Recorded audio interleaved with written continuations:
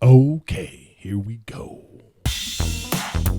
Ladies and gentlemen, welcome back to another episode of your favorite podcast. Riffin with Griffin, yeah. Whoa, whoa, whoa. Yeah. Welcome back to Riffin with Griffin. With Griffin, yeah. Whoa, whoa, whoa, whoa. Yeah. Riffin with Griffin. All right, everybody, welcome back to Riffin with Griffin. We doing it. Once again, I'm here. Wiggs is back in town. We doing our thing. Back here on Riffin with Griffin, live at the Riffin with Griffin Studios, facing the Riffin with Griffin stage. But I just want to thank everybody for being here. Today, I'm going to talk about, we got real world advice from a grown-ass man. I'm going to go into the Britney situation. I'm going to go into my parents meeting Rachel's parents. But again, welcome to Riffin with Griffin. Riffin with Griffin, yeah. Whoa, whoa, whoa, whoa, whoa, whoa, whoa. All right, that was the intro. But before I get to the intro, ladies and gentlemen, I want to have a big shout out to our sponsor right now, Helix Sleep. Helix Sleep. Big shout out. Take their 2-minute sleep quiz and they'll match you to the mattress that will give you the best sleep of your life. I love Helix Sleep. My back is great because of it. Helix is offering up to $200 off all mattress orders and 2 free pillows for our listeners at helixsleep.com/Griffin. That's helixsleep.com/Griffin. All right. And we're here. We're back again just to get all caught up. Like I say, Wiggs is back. Last week he was, he was with his mom, and I'm sure your dad is like still upset about getting called out for his. No, he thought it was funny. All right, good. Yeah, no, they were hyped. My whole family watched the episode. That's good. They were all screaming. I love it. Everybody was looking at your dad like, ooh. Yeah, exactly. My grandma was like, clock. So we have that. So Wiggs is back. So we'll get into some more stuff with him a little bit later. But and then thanks for being here once again, guys. Like I said, we got a big episode because I'm doing the real world advice from a grown ass man. And then I want to talk about the Britney situation, and I want to talk about just some stuff that's generally going on with me. Today was messed up because somebody broke into Rachel's car. I hate when somebody breaks into your car. It is such a violation. Like the things that you lose, unless it's something precious to you, something that irreplaceable. Like most things can be replaced, somebody steals your watch or something, some stupid thing you left in the car. You think about it, it sucks, but after a while you just kind of you got to go, you know what, I can replace that. But the thing that sits with you is that you feel violated. You feel like somebody stole something from you. No pun intended, but that's just how you feel. And it just sucks. And then she was really upset because she lost a couple of really great sunglasses that she just got, these really expensive sunglasses. And you have your sunglasses in the car and these suckers. And the problem is I moved her car and didn't even notice. But I just thought, because Rachel's kind of messy, so there's like shit everywhere in her car, So I get in the car and there was shit like in the driver's side too, on the ground. I was like, damn, Rachel, why are you so messy? Didn't even look to see that, like the glove compartment and all this stuff. And then her trunk was open. And I thought that I hit the button on the thing and opened the trunk by accident. So I was like, why is her trunk? I didn't even acknowledge it till I came back, and then she's leaving and she gets in her car and she's like, yo, somebody stole stuff from my car. So I don't know if we left the door open or whatever happened, but it doesn't even matter. Like I hate when people ask you that. You go, man, somebody stole shit from my car, and they go, was your door unlocked? As if that means if your door's unlocked, well, carte blanche. That means, if I check a door, it's unlocked. It means I can steal everything. And I know that's the kind of feeling that you have, but it still sucks. I feel violated by that, so it sucks. But this past weekend, I did something, I haven't done this yet, is that Rachel's parents met my parents for the first time. Rachel and I went like wedding venue things. Her mom and her are really excited about that. So her mom is like looking at all these places. And so we went to go look at this place, and it's sort of near where my parents are. And so, I was like, well, maybe this is a good time for our parents to meet. Because like you say, as you guys know, if you listen to the podcast, my mom has dementia. And it could be, dementia is like a really tough thing, man. I've talked about it before, but man, I'm really trying to not think about it every time I see my mom, but I can't help it because she's not the same person, and it is so tough.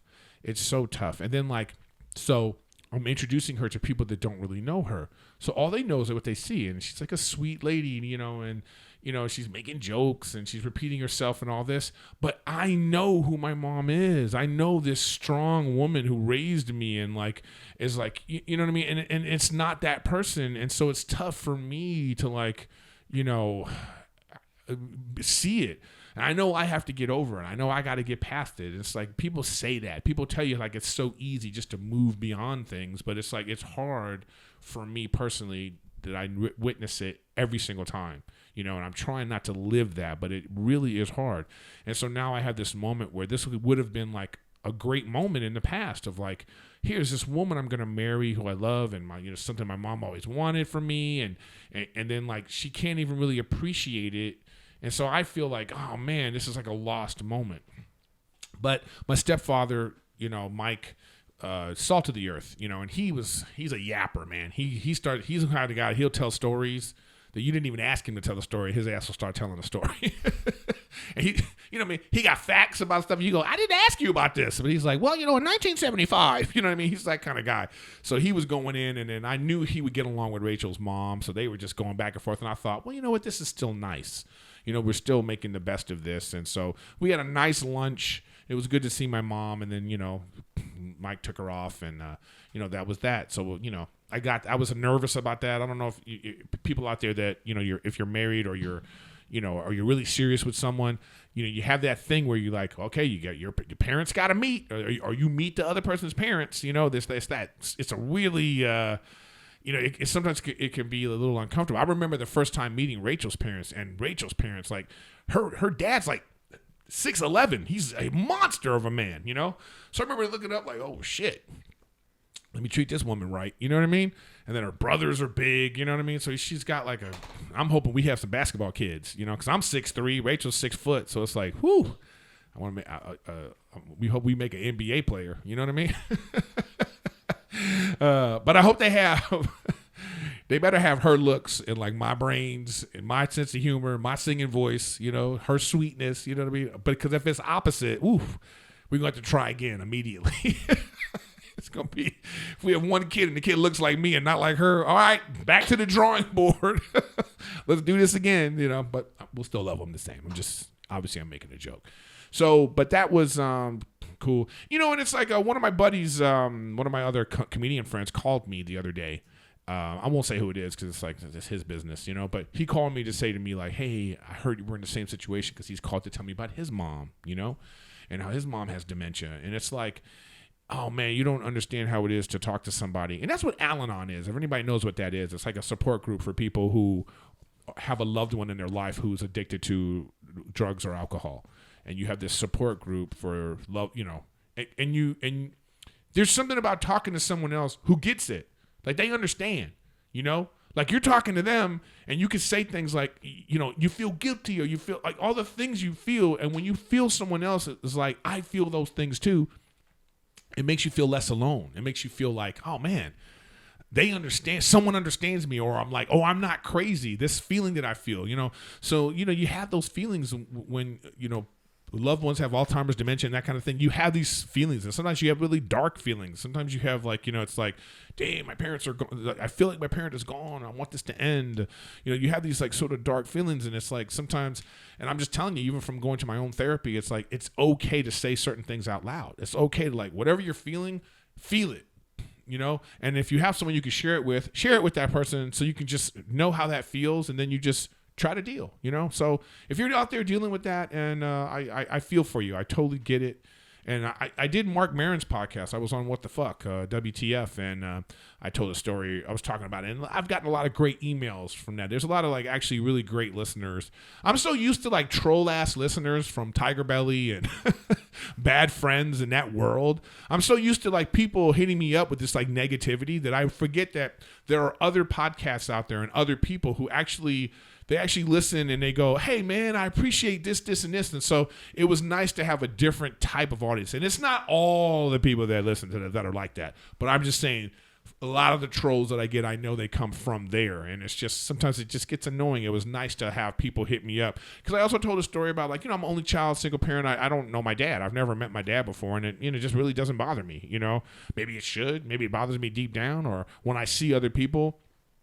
I go, oh, that's how that is, but it's just something that I never thought about, and you have a lot of feelings when you've been in this situation. You think about like, well, why didn't my dad want to get in contact with me? Did my mom keep him from me? Well, what is their personal thing that went on? Because you don't know what happened 50 years ago, whatever it is. When they decided, they did what they did. You don't know. So I don't hold it in against. I never held it against my mom, because I understand. I'm actually like, people do shit. They have personal things that go on, and they make certain choices that affect people. But I don't have any resentment about it. But there's some people hit me up about that too. I got a lot of great emails from people like, yo man, I've experienced the same thing. So I really appreciated some of the emails that I got about this subject. One guy sent me a really long email, and I haven't got a chance to hit him back yet. And then he hit me. But when you send somebody a long email, and then like they don't get back to you, then you kind of take it personal. So the dude's in his feelings right now. And he like sent me another email. Good talk, man. He was like, but I get it because he revealed a lot of like important things. But so I'm publicly reaching out to that guy. I'm letting you know, dude, I heard you and I do appreciate it. I didn't know what to say back, but I will write this guy back. You know what I mean? So anyways, shout out to all those if I have any new podcast listeners from that came from WTF, thank you. And a shout out to Mark Maron for having me on the podcast. That was fun. It was a fun conversation, and it's a different world. Just audio, I realize it's a different world because when I listened to the edited version, I was like, oh yeah, they took out pieces of the conversation where it didn't work. But when you do it like this, you got to keep everything in because the edits look weird when you take them out of YouTube because you use video and audio. But I don't know. Wiggs is doing the editing sometimes, so he kind of does good edits. So I realize it's okay. If you have an edit, you have an edit. But sometimes when you have an edit on YouTube, a video, people go, hey, man, what'd you cut out? Would you you just naturally feel like, hey, that was an edit, and I wonder why they did that. Sometimes it's a multitude of reasons, but it's to keep the conversation flowing. So that's what that's about. So it's not always what you think, guys. Yeah, so that was that. I had that really great, like I said, I had a great lunch with my parents and Rachel's parents, so that was cool.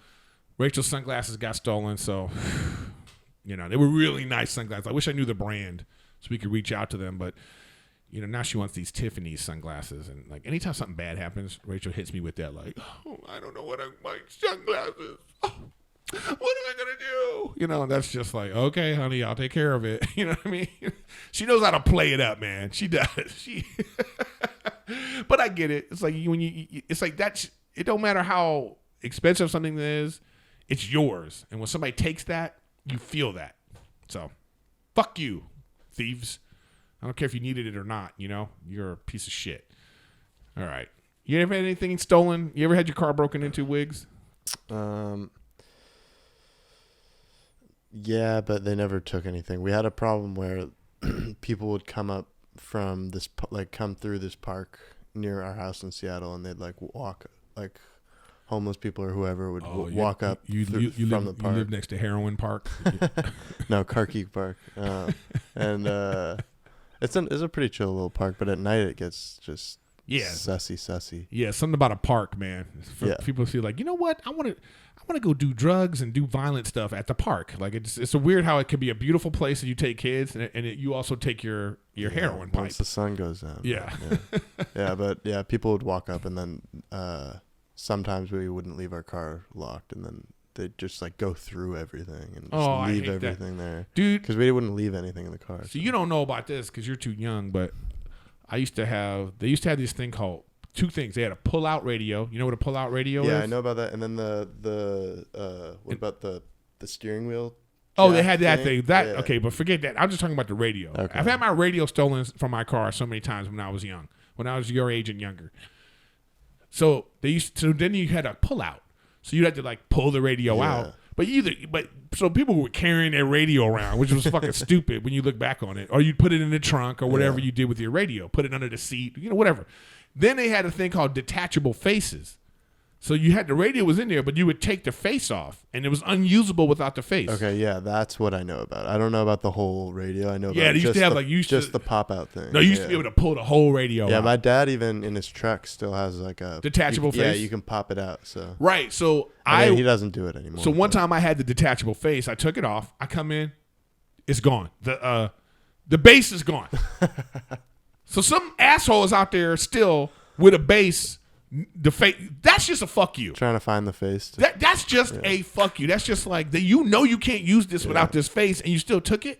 God, that pissed me off. I'll never forget that. So I've had my car broken into a few times, and I remember moving because my car got broken into. Wow. Like I'm actually on a tip right now that I might move. I just moved into here. What just happened makes me feel like nah. I mean, that is weird. It's a locked. That's what I'm saying. Parking garage. Don't even get me started. So like somebody got in, weird, yeah. and it's just really frustrating. Yeah, and you hope it's not just like someone that lives. No, there it's not. also. There's a couple of fences I could see, like in the back there. I was looking on the back to the, like when you go out my door and you go to the left. There's actually a fence that you can like. I think it's easy to jump over that fence. You can just hop it. And you hop the fence, and then you can just go down to the parking lot. So it's like, anyways, I'm not even gonna harp on it. It just sucks. It is what it is. Yeah. It's All right. So whack. it is whack. So, but here's something that's really bugging me, and it just seems weird. Maybe it seems weird to you, but to you people out there, but. This Britney Spears situation, I want to talk about this Britney thing. I'm on this free Britney tip right now, okay? Britney Spears has been in a conservatorship for, what you doing over there? Trying to find some Britney stuff. Oh, okay, I got you. That's just for me, right? Okay, I got you. So, anyways, Britney's been in this conservatorship now for 13 years. You know, that baffles my mind. We kind of don't think about it. We kind of like on the outside looking in, we're just kind of like, oh yeah, Britney went crazy. She shaved her head and she had no underwear on getting into a car. She had that umbrella situation. Like she had all of this stuff go on in her life, and we sort of know about it outside, just being outside looking in, and then the tabloids played it up, and it was just a whole thing about her, and we're just kind of like whatever about it. And then I come to realize, I go, wait, hold on. She hasn't been in control of her own life for 13 years. And I start to go, hold on, man. This is crazy. Like, this is a legal arrangement that grants, go back up, that grants oversight of her personal life and finances to her estranged father, to her father. Now, I'm about to say, there's a lot of things I want to talk about with this, but here's the first thing I want to say, okay? Now, if you know me, if you have been listening to the podcast from the beginning, if you listen to me regularly, you know I'm a reasonable motherfucker. You know that I don't take the right or the left. I can see both sides. I try to use common sense. I'm a very reasonable, rational person when it comes to the things I say. Now, casual listeners might come in, and these casual trolls, they come in, they're like, oh, here's your leftist. They think because I'm in Hollywood that I'm like some sort of elite, a leftist type guy. I'm not. I'm telling you I'm not. But this is just for the casual fan that might come in on this point right here. Because of what I'm talking about, this might get some extra love because Britney Spears is so popular. But I want to say this. This is some male white privilege bullshit, guys. Hear me. Hear me out. Her father has been in complete control of her life for 13 years. Now, if she was in some drug facility or some mental health facility, incapacitated, you'd be like, well, maybe she needs to be in this situation, right? But damn, if a bitch can be on tour, so she could be on tour making money, but she can't be in control of her own life, come on. Like, this dude is, like, the fact that he is in charge of her life the way he is, and it's been unchecked for 13 years. And she's like, if it was Bobby Spears, if it was some dude, do you think the father would be able to be like in control of the money and all this stuff in the same way? It's just, would Chris Brown's father be able to, like, I know it's not analogous, But like, you know, he was going through some stuff too. Can his father just swoop in and take over his life? Yeah, I mean Justin Bieber. Justin Bieber is another. Yeah. Thank you, Yeah. Wiggy. Justin Bieber's another one that like he's been going through a lot of shit, man. Through his life, you know, that time he was peeing in buckets and he was all this kind of stuff that we heard about. You know, I briefly know Justin Bieber, so he's a cool kid. You know what I mean? But like from the outside looking in, you saw all these things that you might think, well, should his parents step in? Would they? I don't think they would have been able to step in like that. But Britney Spears being a woman. And then her white father, you know what I mean? It just like, and then he's been able to keep this going for 13 years. She could do a Vegas residency, but she can't run her own life. She could go on a world tour, but she can't run her own life. Like, damn, it sounds messed up. Look, I don't know the whole situation, okay? But just from the outside looking in, it don't feel right to me. It feels funky, man. It feels like this is some sort of like indentured servant type of situation going on. It feels dirty, you know? And then I listened to her talking in court. She don't sound like a crazy person. She sounds self-indulgent, and she sounds like a pop star, man. She sounds like a rich white woman who like is like, my life is, I don't own my own life, and I feel her. I don't think it was necessary for her to throw Paris Hilton under the bus and Miley Cyrus under the bus, but at the same time, she was making a coherent thought. She don't sound like somebody who needs to be in a thing where her whole life is being controlled. They make her wear an IUD. They make her, she got a boyfriend. She's 39 years old. She like, I love this man. I want to have a baby with him, and she has to get permission from someone else.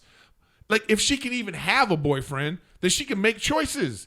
Like, I don't understand this conservative shit. I just do not understand it. You know, you got to listen. And, you know, you listen to her, like, she wasn't rambling on. She sounded angry. She sounded like, hey, fuck, I haven't been in charge of my life for 13 years. I got kids. Like, imagine what her kids feel about her. Then you read these stories about how the dad hit one of the kids. The dad was using the kids.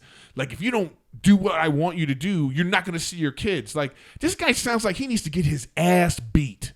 That's what it sounds like to me, man. It sounds like somebody that, like, and then she's like, you know, family is fucked up. She says in the thing, she's talking about, like, you know, he loves having this power over me because he's, you know, and she sounds full of herself, but why not? You Britney fucking Spears. I don't mind her being full of herself. Okay, I really don't. I don't mind her being full of herself. But this dude, man.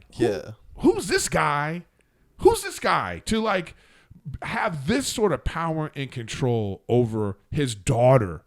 Like, it doesn't sound like at any point he is looking out for his daughter's well-being. Like, you don't hear about, oh, he has her in this sort of treatment. She's been doing this. There's no updates like she, you know, Britney's doing well now and blah, blah, blah. You know, there's nothing. It doesn't feel like he's trying to make her better. She's talking about being forced to sign contracts to do concerts, and she had to be this Vegas residency, and all this is going on. You know, like, what? She just sounds like a cash cow. Like, really, he has this like pop doll. Like, his daughter is a pop doll, and he's like, okay, go. Like a circus monkey, go make us money. Like, where's all this money? I hope that judge goes, you know what, Miss Spears, you have your life back, and then she sues the fuck out of everybody that has put her in this situation, man. I mean, it's absolutely crazy. Like, listen, I don't want to be one of these, like, you know, I'm not. Listen, like I said, I'm trying to be rational and reasonable about how I feel about it. But to me, this screams of like weird ass male white privilege, man. You know, and I'm not one to harp on that kind of stuff. I'm telling you guys, I know you might be a white guy out there like, here we go, and you're going into right now, but come on, man. This guy is keeping his daughter in a conservatorship for 13 years, making her go on tour, make all the things, making her wear an IUD, you know, controlling when and when she can see her kids, you know, controlling all of her money, her entire life. She's never alone. She's always got people watching her. And it's like, damn, enough's enough, man. Enough is enough. Free Britney. Free Britney. right? Yeah. Free Britney. Hell yeah. And it's just like, she should be allowed to be a monstrous pop star, egotistical, all that. She's allowed to feel that way. To me, it's like that is not the reason why. Like, imagine she sounds more sane now after going through all this than when she was having some whatever breakdown she was having. Now she's in court, just like you can hear it in her voice. She is mad. Like, she's mad. And I'm mad for her too. But I don't know all the situation. Listen, I don't know all the facts. I'm not in her life. But from the outside looking in, this shit don't smell right. It don't smell right. Free Britney. Free Britney. What do you think, Wiggs? Facts. I think it's crazy. Yeah, I mean, Big facts. big facts. They gave her lithium. Yeah, they gave her They lithium. prescribed her lithium, which is like not her regularly prescribed medication, which is just wild. And she also said that wasn't. Yeah, that's just like not what she should be taking, and that it just made her life living hell. Yeah, she's saying like she's saying like these drugs and all this stuff. And this is the reason why maybe when I've come to court in the past, I haven't been myself. Yeah, and then she said. I mean, she's like, I've been lying for like last time I came to court, I was lying and I just didn't know what to do, and I've just been lying to the world, like saying everything is okay. And what else is she supposed to say? Like, imagine if you're like, how do you get your life back? She didn't know she could. She didn't know she could get her own lawyer. And get her own petition. lawyer and petition the conservatorship at all. She didn't. I mean, it's like it's insane. It's completely and utterly outrageous. And like I say, I look, we can't allow this just to go unchecked. Look, you're out there in the public and you're just thinking to yourself like, what do we care about? But you know what this reminds me of? Oh man, I'm so glad I remembered this. There was this movie that just came out, and it's like, what is it? It's called I Care a Lot. Oh yeah. This movie on Netflix called I Care a Lot, and it was about this. It was about taking old people's money away from them, making them incapacitated, and then they take all their money. That's what her dad, Britney Spears' dad, is that woman from I Care a Lot. Yeah. That's what he's been doing to her. Literally. Millions of dollars. Like, what if she had nothing? Like, can this be done to anyone? You know what I mean? It's like, oh man, it's. Yeah, it is really interesting because it's like I mean, if this happened, if they tried to do this to Justin Bieber, like, it'd be. Yeah, could they even do it? I don't know. That's what I'm saying. Like, it screams to me of like, it smells like some like when you hear about like how it's a male world and all this kind of stuff, it smells of that. It stinks of something rotten, guys. And whatever the bad part of society is, this feels like that's a part of it. This lady. That's what that means. That's Britney Spears' father right there from I Care a Lot. Just Exactly. a monster. Just an absolute and complete monster. All right, guys. I want to talk to you. Wait, let me get my iPad open here. I do my ads live in full effect. But, I want to talk about my great sponsor of the show, BetterHelp. BetterHelp. So therapy is important. It's like when my friend called me about his mom with dementia, I said to him, self-care is important. Because I'm even telling myself that self-care is important because of how something like that affects you. You have to make sure you're taking care of yourself. And talking about things in therapy and having like support is very important. And BetterHelp is here for you. You can connect in a safe online environment. It's convenient. You can start communicating with somebody in 48 hours, all without having to sit in an uncomfortable waiting room. But I recommend therapy. It doesn't solve your problems, guys. But it helps you recognize some key points. It helps you recognize like maybe the origin of why you feel the way you feel, helps you connect the dots with a professional who understands these things. And that's why it's important. There's a lot of things that affect your life, affect your mood, depression, stress, anxiety, relationships, anger. Britney Spears needs some freaking better help. You know what I mean? I'm going to send Britney my code. You know what I mean? She needs to get into that. There's so much stuff, self-esteem, confidence. There's so many different things that therapy will help you with. And this is BetterHelp is great for that. It's affordable. It's not a self-help. It's actual trained therapy with a licensed therapist. And in fact, so many people have been using BetterHelp that they're recruiting additional counselors in all 50 states. So it's actually a really great service, and I highly recommend it. I want you to start living a happier life today. As a listener, you'll get 10% off your first month by visiting our sponsor at BetterHelp.com/Griffin. Join over 1 million people who have taken charge of their mental health. That's BetterHelp.com/Griffin for 10% off your first month. BetterHelp. Now, as we have our BetterHelp sponsor, I want to go into which I haven't done in a long time, which is real world advice. Let me get my singing mic. Real world advice from a grown ass man. Okay, so real world advice from a grown ass man is back, and like I say, I ain't a licensed therapist. I'm just giving you some common sense advice, some grown man advice. This is what I think about your situations. But if you are experiencing stress, anxiety, anything like that, some real feelings, you're feeling dark feelings, I highly suggest you reach out and get some help. And you can use BetterHelp. If not, just use whatever help you want. No, we don't need to put the thing up.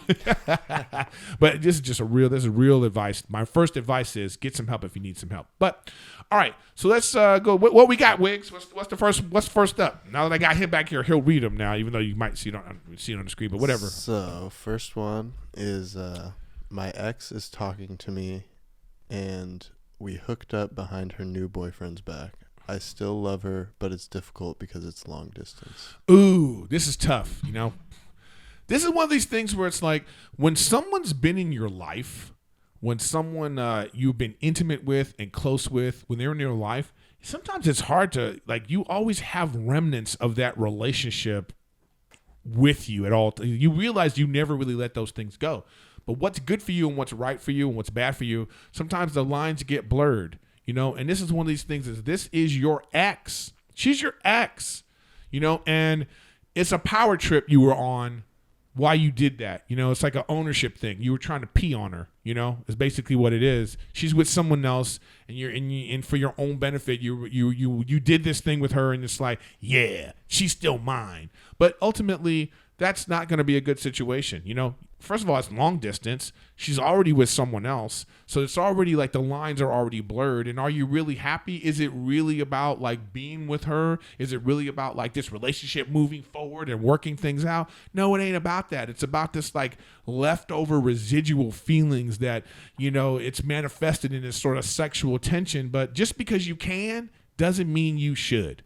Let me say that again. Just because you can doesn't mean you should. And so I understand why you did it, but I think that's the kind of thing where you got to let that go. You got to move on from this one and let it go. All right, that's what I got for that one. Good luck, dude. What else we got? Next one is I heard your WTF, and I have a similar father storyline. I found him. Should I reach out? Should you reach out? Yes. I think you should reach out. Why not? I mean, unless there's some like circumstance where you feel like you shouldn't reach out. You know what I mean? Like, but like if, like, I don't know, were you adopted? Was he a deadbeat? Was he just like, are you doing it for you? Are you trying to build a relationship? But if you're going to regret not reaching out, then you should. Because you have the information. You in your thing here, you said, I found him. So that means you were searching. If you were searching and you found, now do something with that information. You just have to be prepared for whatever you find out. It might be something you don't want to hear. It could be that the dude just was like, I wasn't prepared to be a dad. And I couldn't deal with it. He could have just been weak at the time. And now maybe he's like, what kind of energy you bring to him could change the whole situation. It could be that, you're going to be like, hey, I forgive you. Maybe you're angry though. Maybe you want to be like, fuck you for doing this to me. Why'd you not look for me? Why'd you not be my dad? Whatever your energy is, you know what, you have that in you, but you already went through the painstaking process of finding him. You found him. Now but also that could be all that you needed. You could be done. You could be like, you know what? I just wanted to know what he looked like. I wanted to know. But for me, it's like, I don't know. My dad could be dead for all I know, because at this point, he's probably 90 years old or something like that. Because I think he was way older than my mom, and my mom's 78. So who even knows? I can have brothers and sisters. And so for me, finding my dad would be about that. It would be about knowing, like, hey, is there some gene things I should be worried about? Like, do you have cancer in your family? You know what I'm saying? Like, sometimes you want that type of information. Do I have brothers and sisters, or do I have somebody out there that looks like me that I'm like, hey, we could be related? Like, so it depends on what you want, or if it's for your own personal, like, I have a cross to bear and I want to get that out. Whatever it is, you've already went through the trouble. You found him. Do something with that information, but just know what that is what I'm saying. Know what it is. Good luck. These are good ones. That was a good one. What else we got, Wiggs? Next one is, how do I outwork my peers in the entertainment industry? What should I be doing? All right. The reason why I got this question is because this screams of like that you think that there's a comparison. And there isn't a comparison. It's not necessarily a race. Entertainment business is more like golf. You have a leaderboard, but it's your own individual work that you're putting in. It's you against the course. It's you against the entertainment business. And sometimes someone else might have got a hole in one that, was lucky, or somebody, or is just more skilled than you, but it doesn't mean that you can't beat the course. It doesn't mean you can't win. So it's like you don't compete with other people or outwork them. You just have to work. Do your work, because somebody might just have an easier path. So sometimes, are you working hard or are you working smart? Are you working, sometimes you see someone else and they go, they didn't even work hard. Maybe because they didn't have to, because they did A, B, and C. And your path is going to be different. So my advice for this is like to get out of this frame of thinking of that you're in, say, competition with people. So you could steal from people, like in terms of like work ethic. You go, ooh, I like what that person does. Like in comedy, I might see somebody, how they write. They might have like a notepad and they're always doing this and that. I'm like, ooh, I like that. Or I might hear somebody be like, hey, when I get home, I listen to my recordings and I do A, B, and C. And I might go, ooh, I really like that. Or there might be someone else. So it's like you're not necessarily outworking them so much as you're like putting in your own work. So put in your own work in your own way and maximize your potential without comparing it to other people. All right? And that goes for everybody. Good luck. Are they going in today, huh? That was a good one. What we got? Okay. Next one is, I'm indecisive and anxious to the point of complete inaction. How do I break the cycle? See, this is, I picked this one because of our sponsor, BetterHelp. BetterHelp.com/Griffin. The thing is, this is one of these things where there's a whole lot of things that could be going on.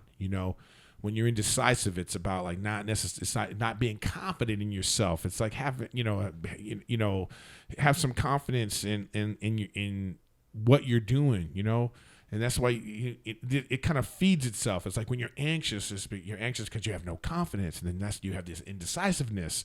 So it's like, you have to plan. You need to plan things out. It's like sometimes we see the end result and we think that it seems daunting. Like, let's say, for me in the comedy business, it's like, I want to get on a television show. Or even let's say something like, when I was first coming up, it was like, I want to make it at the Comedy Store. I want to be a regular on the Comedy Store stage.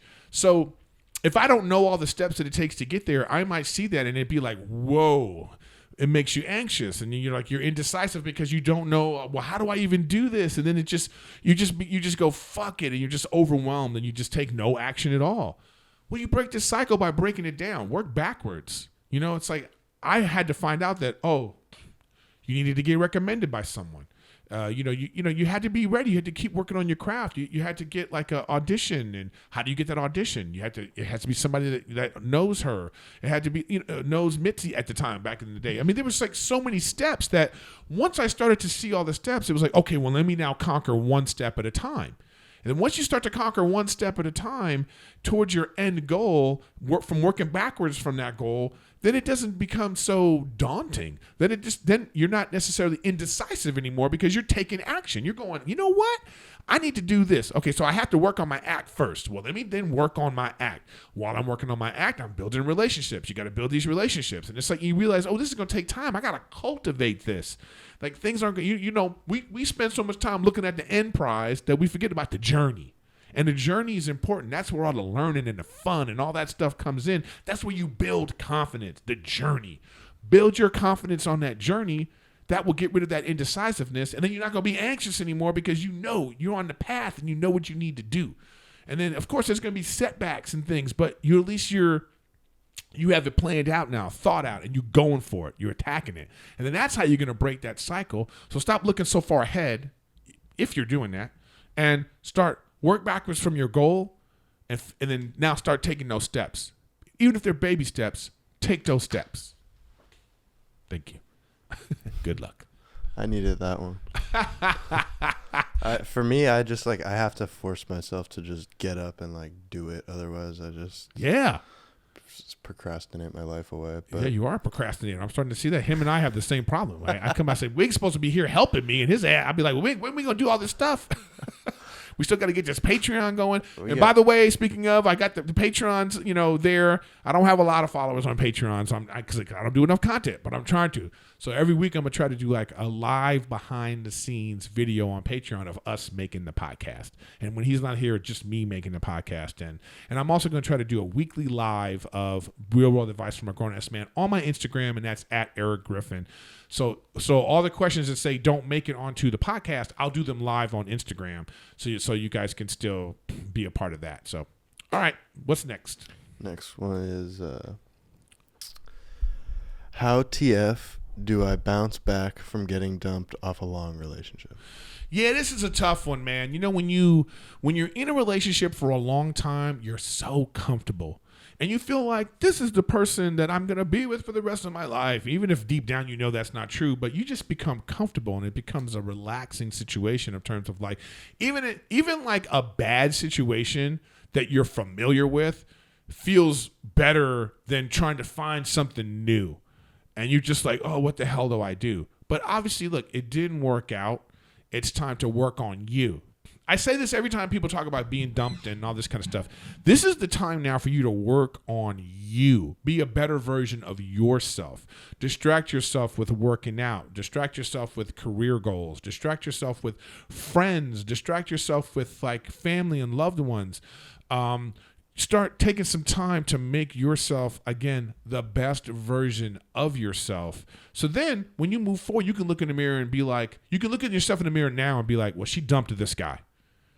And then 2 years from now, when you've completely altered yourself, you could be like, oh, I wouldn't even be, she can't even get with me now. It's like you have to just work on you. And in that process of working on you, you'll find something new about yourself. You'll be a better version of yourself. You'll be better for it. But don't harp on the past. It's done. It's done. It's over. It's done. I know it was a long time in your life. Start thinking about all the things you should have done while you were with this person.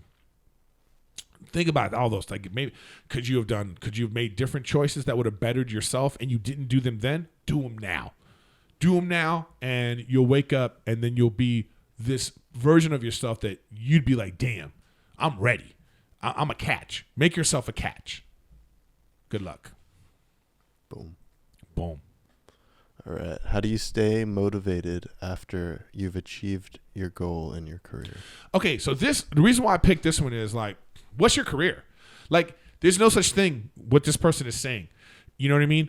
Goals change. Your goals change, and if you can achieve your goal so fast in your career, you should have picked an even bigger goal. But I get it though. But this is a good example of what I'm saying.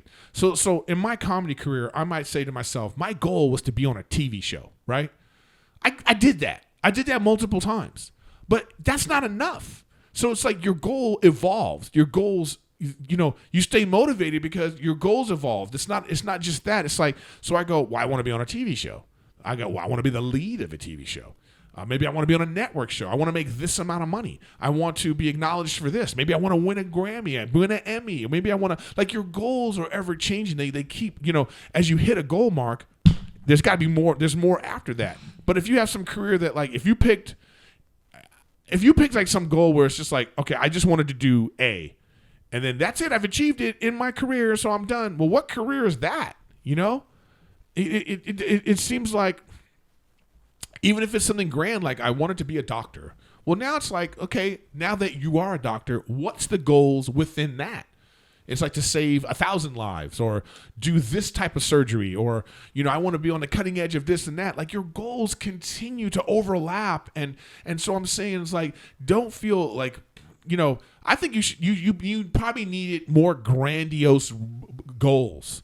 And that's what will keep you motivated. Like whatever your career is, like, it's like within that career, find some other things. Find some personal things. Find some things that your career can take you to. It's like maybe you're a doctor and you're like, well, I want to be Doctors Without Borders now. Or it doesn't even have to be like, it could even be like a lateral move. It could be, you know what I mean? Where it's like, okay, I did this. Okay, now I want to do this other thing. Or even something that's even lesser, but you didn't get to accomplish it. But don't think that, achieving one thing is like, that's it for you. It's like, no, goals kind of fall upon themselves and they cross each other, It's like if you have like two circles that like cross in the middle and there's another area right there. Like these things intersect, man. Goals and achievements, they intersect. So keep pushing yourself. Keep pushing yourself. That goes for everybody. Good luck, dude. Boom. All right, next one is, should women have equal rights to rejection and start asking out men? I mean, we're still old school. There's still a feeling that we have that things should be done a certain way. That like men are supposed to pay for dates and women are supposed to like be the conquest. Like we're the chasers, we're the hunters and they're the hunted. That's old school mentality. I mean, there's such a thing as like, well, some women, they want equity. And so the women listening, but some women are old school too. It's like, no, I like a man asking me out. I mean, if that's the dynamic that's in your head, that's fine too. But I don't think there's anything wrong with like, women go ask men out too, if they can. But this guy just feels a little bit of like, you're tired of getting rejected. And you're like, you want women to feel rejection too. They feel rejection all the time, even when they're not even being rejected. They reject themselves, If they, like we have people, everyone experiences this in their own way. So you got to stop worrying about, how bad you feel because you've been rejected and projecting that onto like, well, let's make them feel that too. Stop worrying about that.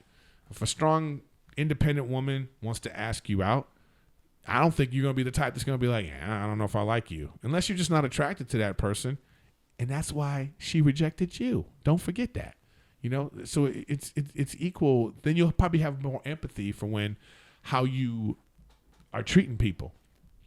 But just be confident, dude, and stop worrying about, how you feel slighted. This maybe I'm reading too much into it. But this just feels like one of those things because I've been this guy. I know how he feels. Sometimes my comedy comes from this place, and I can make it funny. But this also can be like considered like you're like, come on, man, don't be pathetic. Be confident and don't worry about all this stuff that's going on. But listen, but ultimately, if you're just making like a societal statement, I just I'm for equal rights. I'm for equity. If one side can experience it, the other side can experience it too. Like I always say, I think that, men should start calling the cops on women who hit them. It's just one of those things that some people don't do. But I think if you want to make things equal, we need to start doing that. Yeah. My wife, my girlfriend just punched me and I think I need you to come get her. Then let's see what happens then when it comes to like domestic violence. You know what I mean? But it's just not something that we do. We just kind of like deal with it, right? But it's like, so that's the kind of thing where you go, is that equal? But it's like, I don't know. It's either here nor there. But good luck, dude. Yeah, I think girls do this more now, I'd say. Yeah, exactly. More than ever. Oh, especially in the DMs. Oh, definitely, exactly. Yeah, well, for your life, Wiggs, I'm sure. Yeah, Wiggy's DMs are just on fire. They're just on fire. Hey, baby. What's next? DMs. What do you do when a girl you really like puts you in the friend zone? Well, she can't. You can't. First of all, I don't believe in being put in the friend zone. She opened the door and you walked into the friend zone. She didn't put you there. You went into the friend zone willingly because you weren't confident in and clear about your intentions. You know what I mean? Like nobody can put you in the friend zone. You just straight up like, yo, I don't want to be your friend. I'm trying to date you. I'm trying to get with you. I'm not your friend. Okay, your friend picks you up from the airport. Your friend. I'm not. That's not me. You know what I mean? Like, I'm trying to court you. I'm trying to date you. I'm trying to get with you. Make your intentions clear, man. And if she's like, well, I'm not into you that way, then and you could just move on. Then at that point, if you want to be friends, you're going to act differently. Because that's the thing, too. What sometimes I don't like, what chicks act like. You go, well, I just want to be friends. Oh, you want to be friends? Okay, well, friends pay. They both pay when they go out. Okay?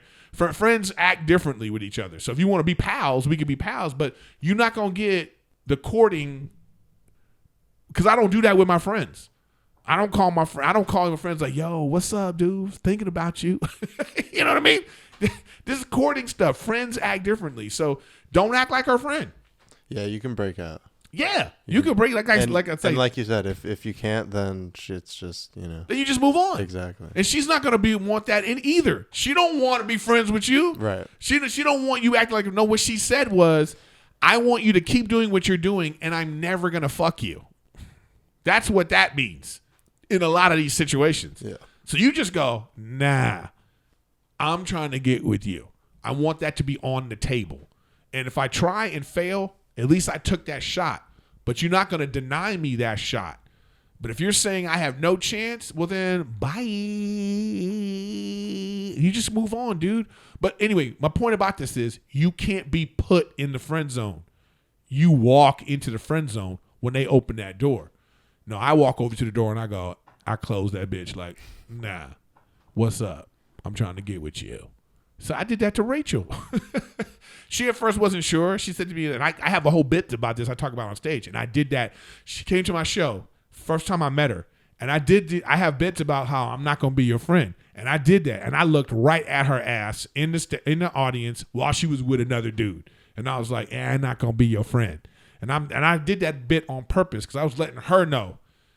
So do what you got to do, man. But don't have some confidence. Take a shot.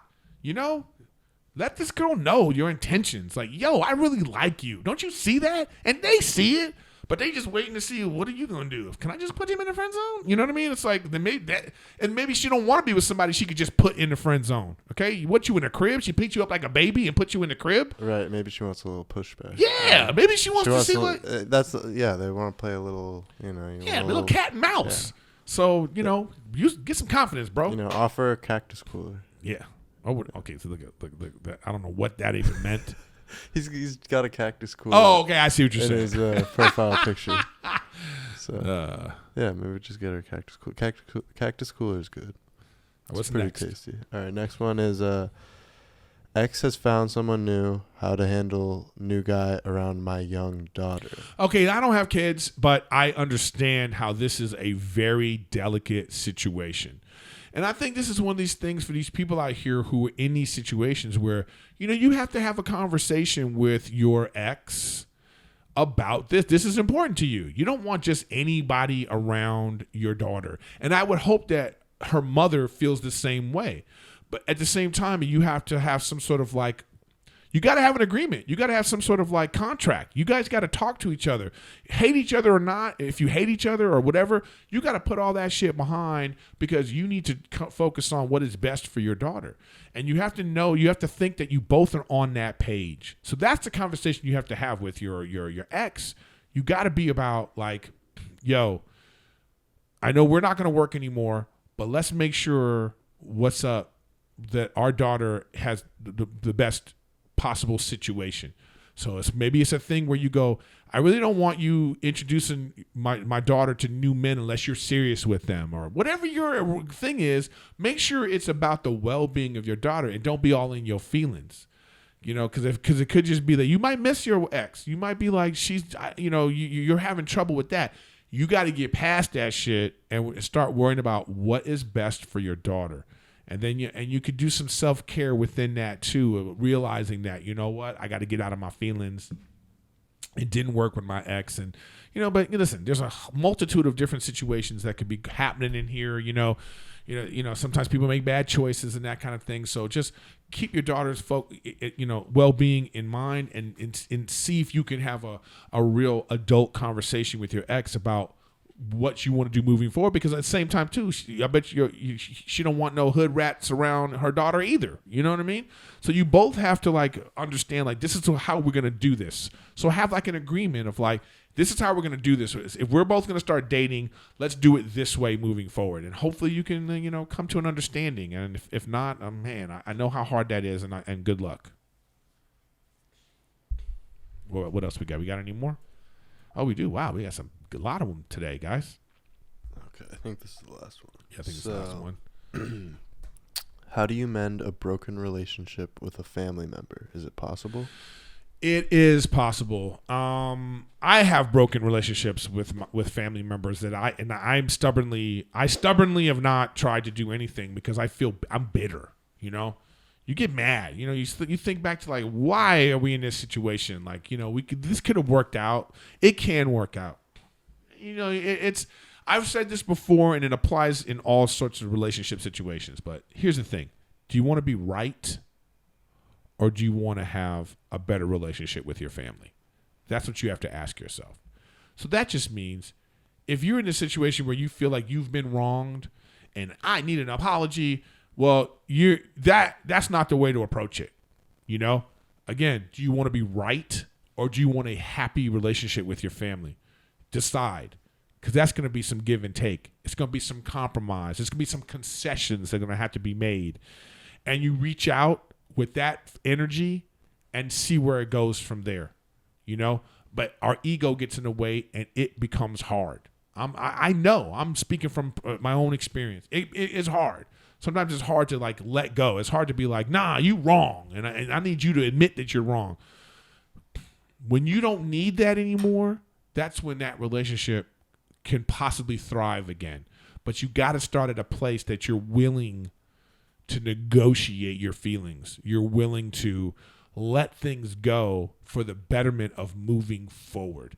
I know how hard that is. It's easy to say. I know how hard it is, but it can be done. Just try to get that mentality in your head. We all should try that. And like I say, good luck, buddy. Big facts. Which a new T-shirt coming soon. Big facts. Well, we did it. This has been like, we almost had an hour. Look at that. See, when Wiggs is here, we get shit done. But listen, guys. Procrastination. Who? We still should be doing more, though. Come on, dude. Yeah, look, I pick a guy that's just like me, that we're just sitting here like, when are we going to do this video, bro? I got lots of stuff planned. Yeah, okay, we'll see. We're going to hold him to that. Riffin with Griffin.